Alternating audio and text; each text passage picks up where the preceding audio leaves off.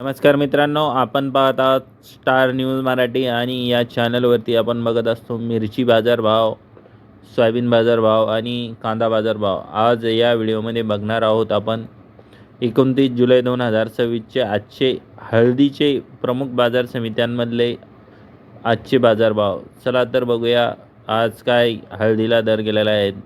पहिली बाजार समिती आहे हातगाव तामसा. आवक आहे 25 क्विंटल. कमीत कमी दर 14,000 रुपये, जास्तीत जास्त दर 17,000 रुपये. सर्वसाधारण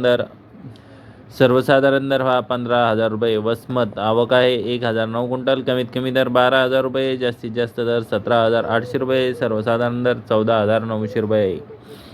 जावळा बाजार आवक आहे 210 क्विंटल. कमीत कमी दर 13,000 रुपये, जास्तीत जास्त दर 14,500. सर्वसाधारण दर 14,000 रुपये.